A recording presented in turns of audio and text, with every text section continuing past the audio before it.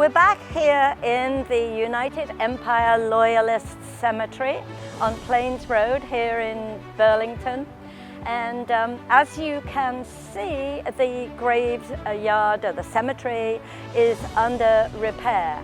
The Burlington Historical Society, along with the City of Burlington, have collaborated to bring the cemetery back into a really good condition, so that the rich history of Burlington will be available to everyone. And we're standing beside the grave of Andrew Gage. Now, who is Andrew Gage, or who was Andrew Gage? Let's talk about the Gage family. Andrew Gage's father, James, traveled with his sister Elizabeth to Saltfleet Township in Stony Creek, which became Stony Creek. They came with their mother, recently widowed Mary, and Mary wanted to leave New York and come to the Stony Creek area because her brother Augustus Jones and her sister and her brother-in-law William Gage all lived in that area.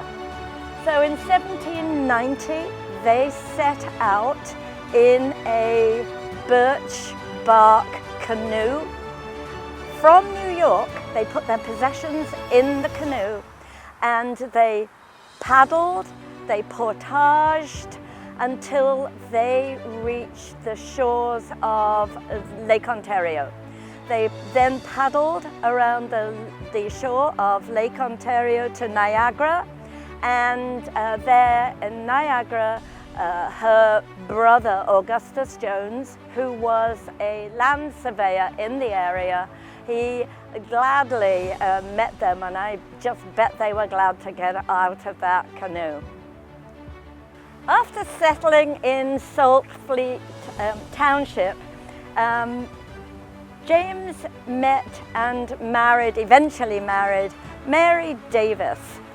Mary was the daughter of his neighbor William Davis, and James became brother-in-law to Athiel Davis and Thomas Gent. It was actually Athiel Davis's land that this cemetery was built on. James and Mary eventually had 10 children, 6 daughters and 4 sons. So you can see that the early Empire Loyalists quickly became joined through marriage. In time, James received a land grant and he farmed next door to his uncle William Gage. He also opened a general store, and the general store was really needed at that time, and he did very well. So a quick story, it's not really a quick story, but for the purpose of this video it is a quick story. We'll talk more about it at a later time. James and William's farms were the site of the Battle of Stony Creek.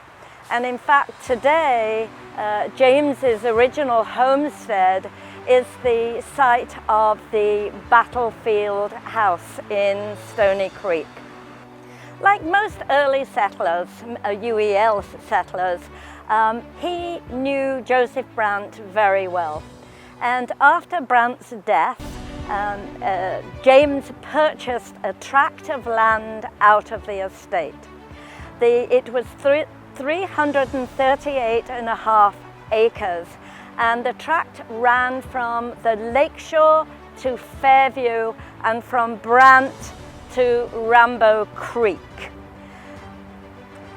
James paid the sum of £232, 14 shillings and 4 pence for the land.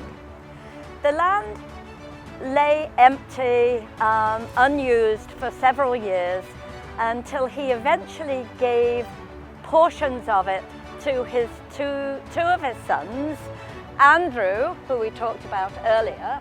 James never lived in Wellington Square. James continued to live in Stony Creek. He operated businesses in Wellington Square. He had a sawmill, a lathe and other mills. He had a store, he had a wharf, and, but he continued to visit daily by horseback. He mainly left the running of his businesses to his two sons, Andrew and Athiel. James was a very quiet man. He didn't seek office. He just preferred to develop businesses and have a commercial life. In 1853, Andrew married Martha Wilson, who was the daughter of a famous politician, John Wilson. They had 4 children.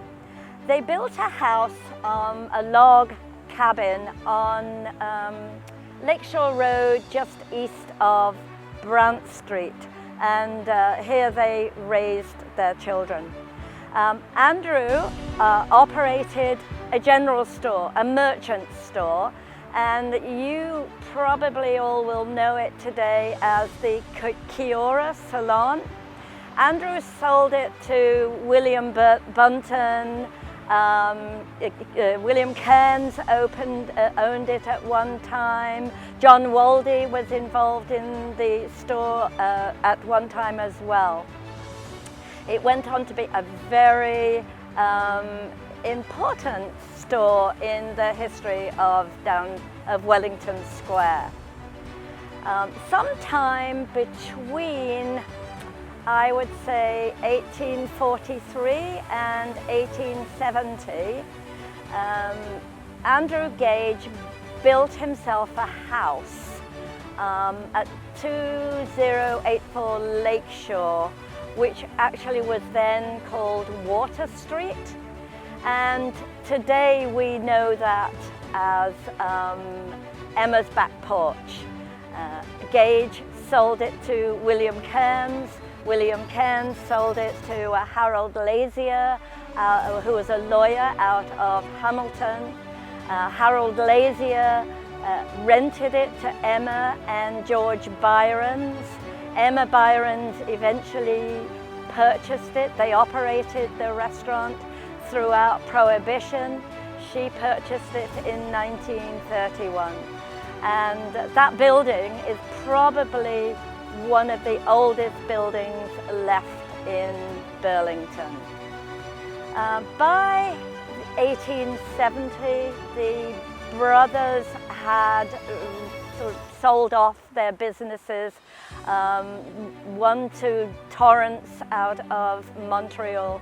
A bit of a scandal, actually, to do with the two brothers. They had wanted to build a wharf at the foot of Brant Street, but they were not willing to pay anything towards a road giving access to the wharf, which really annoyed a lot of famous names of the time. And there was a petition drawn up, and they were really, really out of favor. I think Andrew curried favor later by donating funds to the building of, actually not funds, he donated the land to build Knox United Church.